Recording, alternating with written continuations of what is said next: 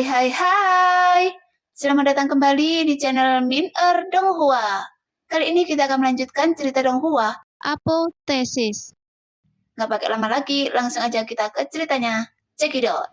Di mata banyak pejuang, perilaku Hua Tianming sungguh arogan. Namun Lo Sheng hanya tersenyum dan mengangguk sedikit, karena dia mengetahui sifat Hua Tianming dengan sangat baik. Orang ini tidak mengerti apa itu kesombongan, karena dia berkata demikian, dia harus yakin akan hal itu. Meskipun Dosi adalah eksistensi yang sangat kuat, tidak ada yang menetapkan bahwa Dosi harus menjadi eksistensi yang tak terkalahkan. Meskipun untuk mencapai Dosi, dia hanya menguasai metode dewa dan memahami keajaiban Do Yuan yang terkandung dalam Do. Meskipun Do Yuan sangat kuat dan melampaui batasan aturan Do surga, mungkin tidak ada cara untuk memecahkannya. Dikatakan bahwa Hua Tianming hanyalah anggota dari alam rahasia bawaan saat itu, dan hal yang sama terjadi pada saat itu. Tetapi Lo Sheng tidak menyangka setelah 10 tahun kemudian akan tetap sama. Dari sudut pandang ini banyak karakter orang yang lahir, sekalipun melalui temper, hanya membuatnya lebih tajam, namun sifatnya tidak bisa diubah sama sekali.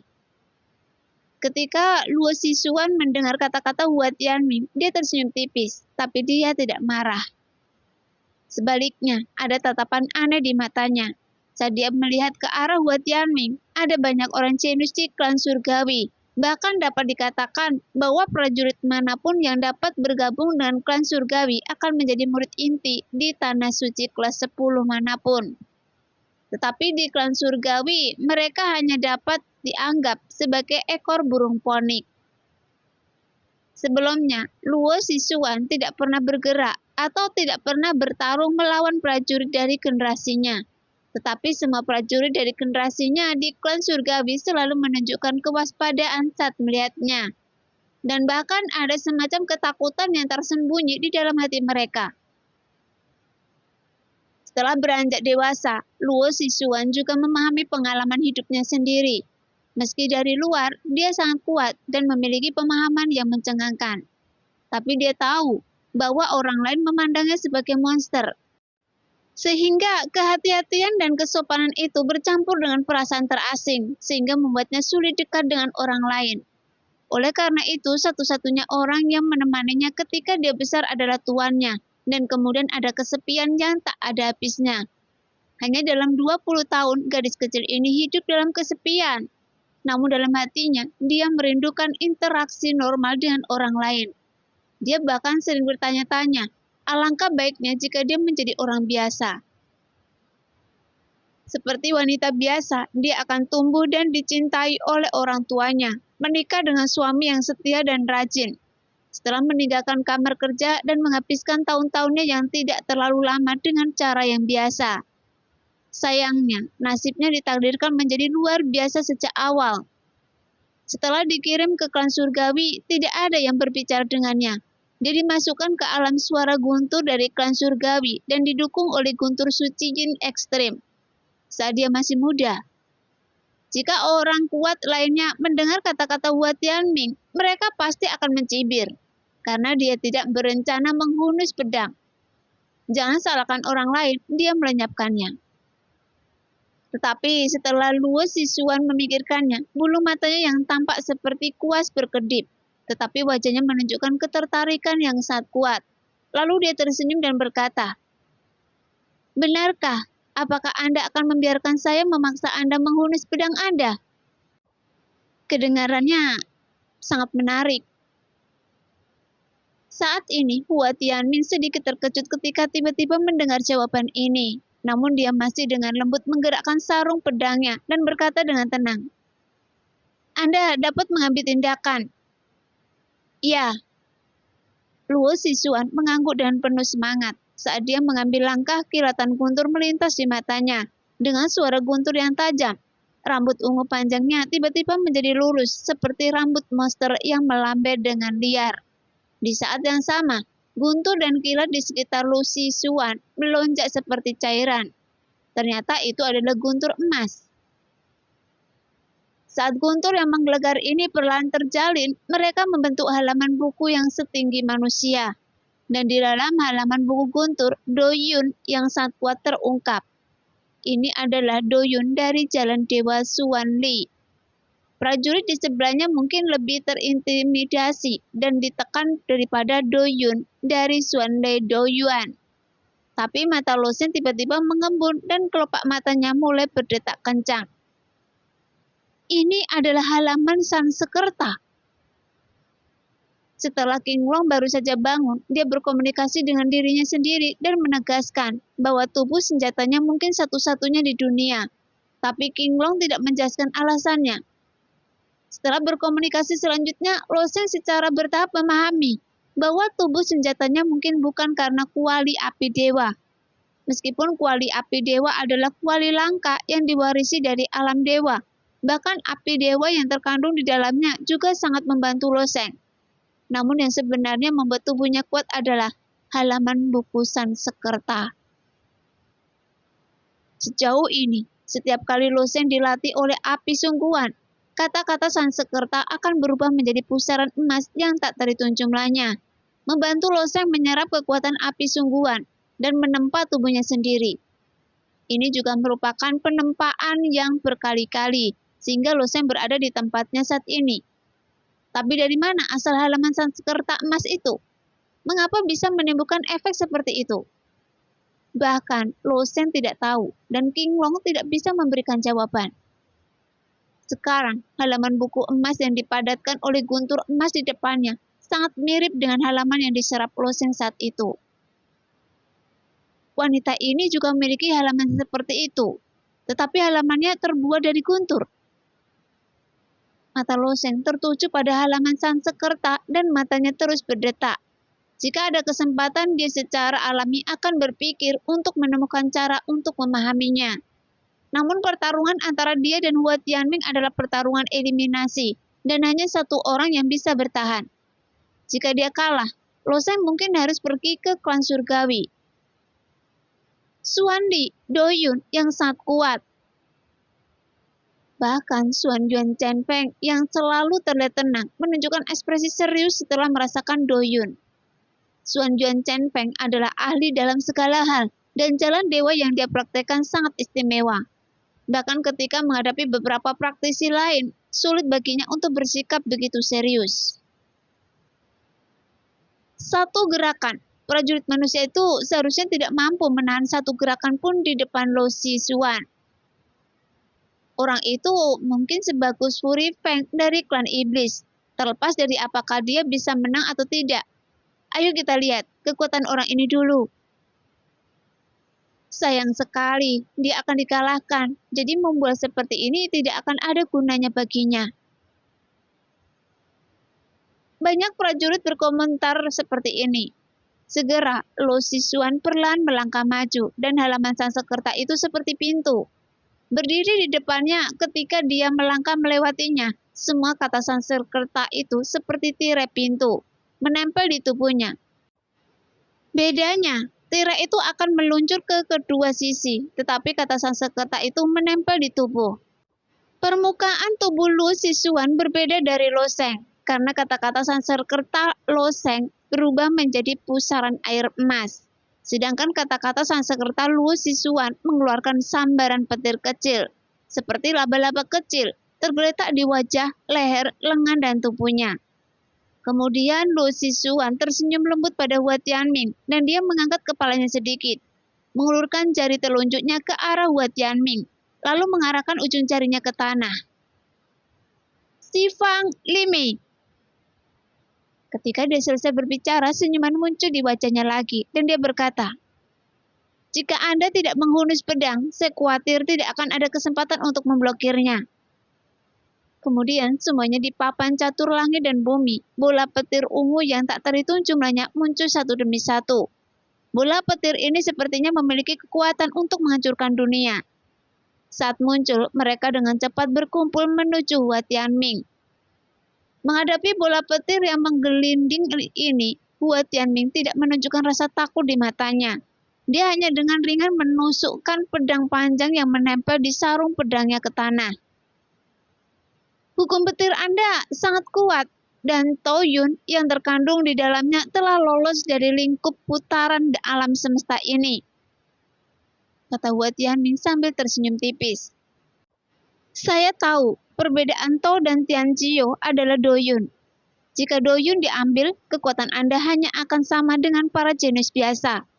Mungkin bagi yang lain, Doyun hampir mustahil untuk dihentikan. Hua Tianming menggelengkan kepalanya sedikit. Tapi bagi saya, itu hampir tidak berpengaruh. Setelah mengatakan itu, Hua Tianming bersandar pada pedang panjang, kemudian sedikit niat pedang perlahan keluar dari sarungnya. Meskipun Hua Tianming tidak mengaktifkan niat pedang sama sekali, tetapi niat pedang meluap dengan sendirinya. Ketika Lo Sheng melihat niat pedang itu, dia mengerti di mana letak kepercayaan Hua Tianming. Dia tidak pernah berpikir bahwa Hua Tianming akan mewujudkan niat pedang tertinggi dalam beberapa tahun terakhir. Bahkan niat pedang pamungkas telah menjadi batasan di dunia, dan jika dia melangkah lebih jauh, dia akan mampu melampaui putaran surga ini. Jadi sampai batas tertentu, Hua Tianming juga dapat dianggap sebagai keberadaan umum dosi. Setelah beberapa lama berpisah, meskipun keduanya harus saling memandang dengan kagum, namun kemajuan Hua Tianming benar-benar mengejutkan Lo Sheng. Bagaimanapun kenaikannya tidak berlangsung lama, jadi peluang Hua Tianming hanya datang dari benua liar itu. Tapi dia tidak tahu apa yang tersembunyi di hutan belantara liar itu, sehingga bisa membuat Hua Tianming maju begitu cepat. Meskipun Lo Sheng melewati aula sebab dan akibat dan secara langsung bertarung dengan pedang yang tak terhitung jumlahnya, melawan Chen Hua Jijian, dia tidak pernah mengasah niat pedangnya secara ekstrim. Chen Hua Jijian mengatakan bahwa dia masih memiliki beberapa kekurangan. Karena kekurangan terakhir inilah jalan dewa penghancur emosi tidak pernah sempurna. Dan niat pedang sempurnanya tidak pernah bisa disempurnakan lagi. Dan bahkan ada petunjuk tentang sesuatu yang Lo Sheng tidak diketahui dalam niat pedang pamungkas yang lolos dari Hua Tianming. Yang tampaknya merupakan keberadaan yang melampaui ekstrim. Sekarang, bola petir ungu tak berujung sepertinya mengandung kekuatan untuk menghancurkan segalanya. Menyapu Hua Tianming.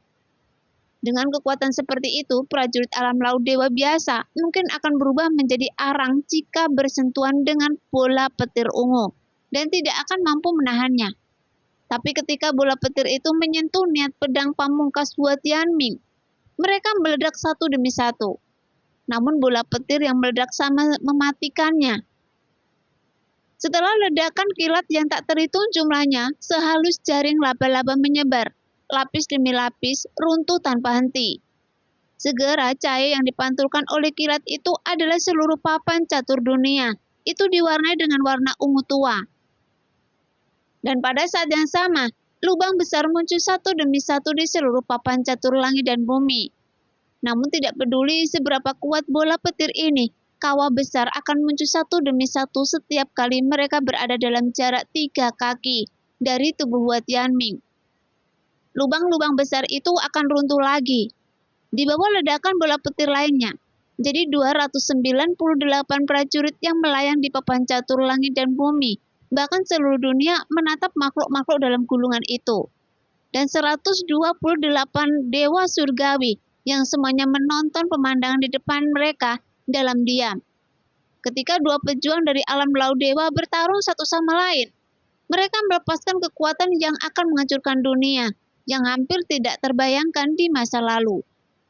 Perang besar itu seperti sebuah katalis yang mengumpulkan sumber daya yang tersebar di seluruh dunia dan melahirkan sekelompok monster yang sulit diukur dengan akal sehat. Hai, semakin kuat orang-orang kecil ini, semakin kuat pula mereka, dan ini adalah krisis yang akan menjadi lebih serius. Alasan mengapa perang besar dunia melahirkan para jenius yang sangat abnormal ini berasal dari mekanisme pelindungan diri alam semesta, karena surga telah merasakan krisis yang mendekat. Sehingga dia akan meningkatkan kecepatan dan intensitas kelahiran para jenius, dan banyak dewa surgawi telah mengkonfirmasi hal ini melalui karya klasik berharga yang tersisa dari era sebelumnya. Namun menurut spekulasi ini, semakin besar intensitas krisis di dunia, semakin besar perselisihan yang akan dihadapi dunia ini. Dan semakin kuat pula para jenius yang lahir di dunia ini. Di masa lalu, sangat sulit bagi pejuang alam dewa untuk menantang alam dewa yang lebih kuat. Dan sekarang orang-orang kecil ini dengan kekuatan penuh mereka, bahkan dapat bersaing dengan bentuk kecil alam transformasi dewa di dunia batin. Yang seharusnya dunia batin mereka masih berupa lautan dewa, dan belum terbentuk. Oleh karena itu, ketika beberapa Tianshun melihat kekuatan Hua Tianming dan Lo Sisuan, mereka merasa lega, tetapi khawatir di dalam hati. Tianshun adalah orang yang paling berkuasa di dunia. Setelah membawa takdir, kekuatannya meningkat pesat. Tetapi pada saat yang sama, dia menahan diri dan kehilangan kesempatan untuk melintasi jalan surga.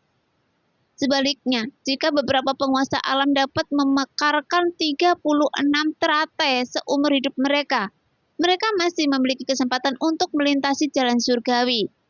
Tetapi kemungkinan ini sangat kecil. Oleh karena itu, alam laut dewa di depan mereka dapat menyelesaikannya. 36 bunga teratai, orang-orang kecil semuanya adalah harta karun di mata para penguasa surgawi itu. Tapi sangat disayangkan, bahwa ketika mereka dilahirkan dengan kedatangan dunia besar, mereka harus menanggung nasib yang lebih dalam. Di masa lalu, beberapa jenius inti dapat hidup tenang selama jutaan tahun. Setelah mengembangkan diri mereka ke tingkat master alam, namun para jenius ini dihadapkan pada krisis yang nyata. Jika mereka tidak bisa lepas dari takdirnya, mereka mungkin akan terjerumus ke dalam krisis dalam beberapa dekade, atau bahkan ratusan tahun. Dari sudut pandang ini, tidak jelas apakah mereka beruntung atau tidak. Tuar! Setelah semua bola petir berangsur-angsur menghilang, Hua Tianming berdiri di atas gunung. Tapi sarung pedangnya masih di tanah, menjaga gerakan sebelumnya dan tidak bergerak, bahkan senyuman di wajahnya tidak berubah. Meskipun lubang yang dalam diledakkan oleh bola petir membentuk jurang belingkar yang mengelilingi Hua Tianming, tapi ekspektasi di kakinya yang masih utuh. Meskipun papan caturnya hancur, tidak ada satupun bidak catur yang rusak sama sekali. Setelah beberapa bidak catur hancur berkeping-keping, bidak catur tersebut digantung di udara. Orang ini bernama Hua Tianming, kan? Iya, Hua Tianming berasal dari tanah suci kelas 10 Dewa Wunian. Tapi dia bilang berasal dari Yundian. Itu hanya omong kosong, itu memang dari Dewa Yunian. Yundian seharusnya adalah tanah suci kecil orang ini sebelumnya, kan? Saya belum pernah mendengar ada tempat seperti itu. Tanah suci kecil dapat mengolah orang seperti itu. Apakah Anda bercanda? Kebanyakan pejuang tidak percaya bahwa Hua Tianming berasal dari kekuatan yang tidak diketahui, karena kemungkinan ini terlalu kecil. Bagaimanapun hanya ada sedikit penganut Tao di dunia, dan mereka tidak berasal dari tanah suci kecil. Mereka pasti lahir dari kekuatan besar. Bahkan hanya ada satu orang dari klan iblis, satu dari klan Yoye, dua dari Dewa Wunian, satu dari aliansi kemanusiaan, satu dari Suaka 10.000 Buddha, dan dua dari klan surgawi. Jadi asal-usul para penganut Tao ini semua memiliki akar dan sama sekali tidak ada peluang. Karena beberapa kekuatan kecil atau tanah suci kecil tidak memiliki kemampuan untuk membudidayakan penganut Tao. Sekalipun ada beberapa orang yang benar-benar luar biasa yang bisa menjadi penganut Tao, lambat laun mereka akan layu karena tidak dapat menyerap nutrisi yang diperlukan. Pada akhirnya, mereka hanya bisa menjadi seorang jenius, atau bahkan sekedar seorang jenius inti biasa. Ini adalah dampak dari fondasi yang dalam. Adapun tanah suci tingkat 10 tempat Hua Tianming naik, guru suci mereka masih sangat gembira saat ini. Meskipun Hua Tianming memberitahu pihak lain bahwa dia berasal dari Yundian yang tidak bisa dijelaskan, dia akhirnya naik ke tanah sucinya. Dan kekuatan Hua Tianming tampaknya jauh melampaui para jenius biasa, karena dia mampu bersaing dengan Dosi. Jadi bagaimana mungkin mereka tidak gembira? Karena seorang murid Tao akan muncul di tanah suci mereka. Ketika Hua Tianming memasukinya, guru suci yang tidak dikenal ini membuat janji kepada para jenius alam laut dewa di klannya. Jika mereka bisa mencapai daftar 1 juga teratas, mereka akan diberikan artefak kelas 2. Dan mereka yang mencapai peringkat 100.000 akan diberi hadiah artefak kelas 1. Jika mereka mencapai peringkat 50.000, mereka akan diberi hadiah senjata dewa kelas 1 tingkat tinggi. Tapi ke depannya, guru suci tidak akan lagi menjanjikan apapun. Bukannya dia tidak mau berjanji. Meskipun dia adalah guru suci dan dia memiliki tingkat budidaya master dunia, tetapi dia tidak pernah memiliki artefak tertinggi. Lagi pula guru suci pada saat itu tidak percaya bahwa ada orang yang bisa menembus 50.000 teratas. Saat ini, Tuan Suci tidak lagi mengetahui hadiah apa yang harus diberikan kepada Hua Tianming. Bagaimanapun guru suci yang tidak dikenal ini juga mengetahui bahwa ketika Hua Tianming kembali dari medan perang impian, orang-orang dari 4 keluarga besar mungkin akan tiba secepat mungkin. Namun, guru suci ini meremehkan kesabaran 4 keluarga besar. Saat ini, klan Xuan Yuan, 2 keluarga Ji, dan keluarga Li, masing-masing mengirim 3 kelompok orang menuju tanah suci kelas 10 ini. Gelombang pertama orang datang karena mereka melihat Hua Tianming masuk 2.500 teratas. Dan 4 keluarga besar bereaksi dengan cepat, seolah-olah Hua Tianming adalah mutiara yang hilang, dan mereka pasti mendapatkannya. Namun setelah Hua Tianming selamat dari eliminasi tahap kedua, 4 keluarga besar melihat ada yang tidak beres, karena keluarga Xuan Yuan dapat melihat Hua Tianming. Keluarga Ji juga dapat melihatnya. Tim yang mereka kirim sebelumnya tampaknya tidak memiliki bobot yang cukup. Jadi bagaimana mereka bisa bersaing dengan 3 keluarga besar lainnya? Oleh karena itu, mereka mengirimkan kelompok orang lain. Kelompok orang ini jauh lebih kuat dari kelompok pertama dalam hal status dan kekuatan. Namun setelah melihat Hua Tianming mengambil tindakan untuk pertama kalinya, pemimpin klan Xuan Yuan menampar kepalanya sendiri, bahwa Hua Tianming adalah seorang Tao. Jadi pemimpin klan Xuan Yuan segera berangkat, berencana untuk pergi ke sana secara langsung. Meskipun keluarga Ji terpecah dan kepala keluarga Ji juga dengan cepat sadar dan melakukan sesuatu yang mirip dengan klan Xuan Yuan. Sekarang, metode Lu Xizhuan tidak hanya gagal untuk memaksa keluar pedang Hua Tianming. Dia sedikit mengerucutkan bibirnya dengan ekspresi ketidakpuasan di wajahnya. Lalu dia memiringkan kepalanya lagi, meletakkan jari di bibirnya, dan merutkan kening sambil berpikir. Hua Tianming sepertinya tidak terburu-buru. Dia masih meletakkan sarungnya di tanah dan melihat tingkah Luo Xizhuan yang sedikit lucu tidak jauh dari situ. Mereka tahu bahwa yang kalah pasti akan tersingkir, tetapi tampaknya tak satu pun dari mereka yang terobsesi dengannya. Bagi mereka, cakram dewa tentu saja merupakan hal yang sangat menggoda, dan jika berada di antara 3 besar, mungkin akan ada yang lebih baik. Tapi bagi mereka, persaingan di depan mereka lebih penting.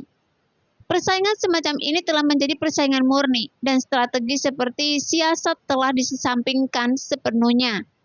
Mereka bahkan akan dengan sengaja mengejar keadilan untuk memastikan bahwa pihak lain memiliki kekuatan penuh untuk menghadapi serangan mereka. Oke, coba ini. Setelah berpikir sejenak, Luo Xizhuan tiba-tiba mengulurkan tangannya dan mengarahkan telapak tangannya ke Hua Tianming dengan senyum polos di wajahnya. Segera, 5 sambaran petir keluar dari ujung jarinya, namun guntur dan kilat tidak menyambar, melainkan turun melalui jarinya. Tak lama kemudian, selain paku, jari-jari itu berangsur-angsur berubah menjadi guntur dan kilat yang menyelimuti seluruh tubuhnya. Segera setelah itu, tubuh daging dan darah Lu Xizhuan telah benar-benar lenyap, dan apa yang muncul di depan Hua Tianming adalah tubuh yang seluruhnya terdiri dari guntur dan kilat. Melalui guntur dan kilat yang terus berfluktuasi, penampilan dan tubuhnya yang indah masih dapat dibedakan. Tapi tidak ada yang tahu apakah dia adalah makhluk hukum tingkat tinggi dalam hukum guntur atau pejuang yang masih hidup. Saat pertama kali mempraktikkan hukum guntur, seseorang perlu memasukkan energi sebenarnya ke dalam senjatanya dan menembakkannya untuk mengendalikan musuh. Setelah mengendalikannya sampai tingkat tertentu, tidak sulit bagi seorang pejuang untuk mengelilingi tubuh dengan guntur dan kilat, atau bahkan memadamkan tubuh fisik dengan guntur. Namun kekuatan guntur dan kilat beredar di organ dalam, Dan ini bukan masalah serius, tapi tidak bisa masuk ke otak. Jika jiwanya rapuh, maka akan dirusak oleh guntur yang mengisolasi kekuatan guntur dan kilat di bawah lehernya. Meskipun ada banyak pejuang yang mengendalikan guntur dan kilat di dunia, tetapi dalam keadaan normal, tidak ada yang akan memasukkan guntur dan kilat ke dalam pikiran mereka. Bahkan jika jiwa mereka sangat kuat dan dapat menahan siksaan kekuatan guntur dan kilat. Tetapi pada saat ini, Luo Sisuan sebenarnya secara langsung menempatkan dirinya sendiri dengan transformasi guntur lengkap. Jadi ini berbeda dengan pelarian guntur. Meskipun teknik pelarian guntur dapat meningkatkan kecepatan terbang seorang pejuang secara signifikan, namun ini tidak berarti bahwa prajurit tersebut dapat maju dengan teknik petir dan kilat. Bagaimanapun alam Swanting seperti alam api dewa yang memiliki banyak makhluk dalam hukum guntur. Namun sejauh ini semua orang belum pernah mendengar bahwa ada orang yang menangkap makhluk hukum guntur. Dan alasannya adalah makhluk hukum guntur ini hampir semuanya merupakan inkarnasi dari guntur dan kilat. Jadi tidak peduli seberapa cepat prajurit tersebut, tidak mungkin dapat mengejar. Sejak pencatatan dimulai di dunia, ada seorang biksu terkemuka dari tanah suci 10.000 Buddha yang memiliki makhluk sistem guntur yang tidak tertangkap. Tetapi biksu terkemuka itu menggunakan inkarnasi Buddha Agung menjadi makhluk. Jika Luo Sisuan benar-benar mengubah dirinya menjadi guntur, bukankah dia juga memiliki kecepatan secepat guntur? Karena 900 kelahiran dan kematian. Inilah batas kecepatan di dunia, sehingga baik cahaya maupun guntur terikat pada batas ini. Setelah sepenuhnya berubah menjadi guntur, Luo Sisuan melayang sedikit, meskipun penampakan yang digariskan oleh guntur dan kilat masih polos dan bergerak. "Saya datang!" Begitu dia mengucapkan kata terakhir, semua orang melihat kilatan petir di tempat. Petir ungu sempat berubah menjadi naga panjang dan memanjang di papan catur, menembus tubuh Hua Tianming dan mencapai ujung lain papan catur. Namun kecepatan ini telah melampaui batas penglihatan, karena kecepatan rambat suara jauh lebih lambat daripada kecepatan guntur dan kilat. Ketika suara itu terdengar di telinga semua orang, sanggul Hua Tianming langsung berantakan, dan ada luka di sisi lehernya. Area di sekitar lukanya hangus dan darah mengalir keluar. Ini sangat cepat sehingga tidak mungkin untuk melarikan diri. Saya khawatir Hua Tianming tidak punya waktu untuk bereaksi. Sejujurnya, saya bisa menahan kekuatan guntur, tetapi meskipun Luo Sisuan berubah menjadi guntur, serangannya tidak sesederhana guntur biasa. Nyatakan, dia seharusnya tidak terkalahkan. Beberapa orang jenius dan bahkan penganut To itu tampak sangat serius. Ketika mereka melihat pemandangan ini, semua orang memikirkan cara memecahkan trik Luo Sisuan. Namun dalam dunia seni bela diri, hanya kecepatan yang terbaik. Tapi kecepatan ini sudah mencapai titik ekstrim, jadi tidak ada yang tahu apakah ada cara untuk mematahkannya. Meskipun Qi Luosui adalah seorang jenius, dia adalah seorang sangat kuat di antara para jenius, dan berbeda dari para jenius lainnya. Dia bahkan telah mempraktekkan jalan dewa 5 elemen sejak awal. Meskipun dia tidak pernah memiliki esensi Do Agung, tapi dia telah memahami jalan dewa 5 elemen, dan dia sangat mirip dengan Luo Sheng. Dia hanya selangkah lagi untuk masuk ke jalan dewa. "Saya baru saja menantang saya," kata Luo Sisuan sambil tersenyum. Setelah transformasi guntur sangat halus, dia seolah-olah datang dari jauh. "Lain kali, jika Anda masih menolak untuk menghunus pedang, maka Anda benar-benar tidak memiliki kesempatan, karena Anda tidak dapat mengejar kecepatan saya. Jadi tidak ada gunanya, bahkan jika Anda menghunus pedang Anda sekarang." Mendengar itu, senyuman tipis di wajah Hua Tianming menghilang, digantikan oleh ekspresi yang sangat serius. Kecepatan sekejap memang sangat cepat, dan ini adalah tubuh guntur ungu Ming di jalan Dewa Xuanli, kata Hua Tianming dengan serius. Mendengar kata-kata Hua Tianming, wajah Luo Sisuan berkilat kebingungan. "Anda tahu?" Selama berabad-abad, sangat sedikit orang yang memasuki jalan dewa, dan masing-masing dari 3.000 jalan dewa itu berbeda. Mengenai berbagai misteri dalam jalan dewa Sun Li, hanya Luo Sisuan sendiri yang memahaminya, dan dia hanya bisa mengandalkan dirinya sendiri untuk menjelajahinya. Bahkan patriark tua klan surgawi tidak dapat memberinya nasihat apapun. Dan tubuh guntur Ming ungu ini hanya Luo Sisuan sendiri yang tahu. Tapi kenapa Hua Tianming bisa menyebut nama misterius ini? Namun Hua Tianming tidak menjawab kata-kata Luo Sisuan, tetapi melanjutkan. Tetapi bagaimanapun juga Anda baru saja menjadi murid Tao. Bagaimanapun jalan Dewa Guntur tidak akan mampu menembus kecepatan cepat di dunia ini. Jika tidak, saya mungkin tidak bisa mengejar. Begitu dia mengatakan ini, semua orang sekali lagi berpikir bahwa Hua Tianming gila. Orang lain mungkin tidak mengenali tubuh guntur Ming ungu ini, tetapi kecepatan Luo Sisuan setelah transformasi guntur terlihat jelas bagi semua orang. Karena tubuhnya berubah menjadi guntur dan kilat murni, sehingga begitu cepat. Bahkan beberapa orang sebenarnya mengatakan bahwa Luo Sisuan tidak mungkin untuk ditangkap ke atas. Kecuali Hua Tianming sendiri bisa berubah menjadi guntur. Pada saat ini, mata Lo Sheng juga penuh rasa ingin tahu. Bagaimana Hua Tianming bisa mengalahkan langkah Luo Sisuan? Namun, Anda memiliki kekuatan untuk membiarkan saya menghunus pedang, kata Hua Tianming, memegang sarungnya dengan tangan kirinya dan meletakkannya di pinggangnya. Dia memegang gagang pedang dengan tangan kanannya dan membungkuk sedikit, tapi pedangnya masih belum tercabut. Melihat tindakan Hua Tianming, wajah Luo Sisuan tersenyum bahagia saat ini. Bagus sekali, kalau begitu ini sudah berakhir. Jika Hua Tianming tidak pernah mencabut pedangnya, bahkan jika dia dikalahkan, Luo Sisuan akan melakukannya. Pada saat ini dia melihat bahwa Hua Tianming bersedia memperlihatkannya dan sepertinya berusaha yang terbaik. Jadi dia merasa lega. Segera sambaran petir tiba-tiba melintas di papan catur di langit. Tetapi pada saat pertama, dia tidak terburu-buru menuju Hua Tianming. Sebaliknya, dia melintas di sekitar papan catur langit dan bumi.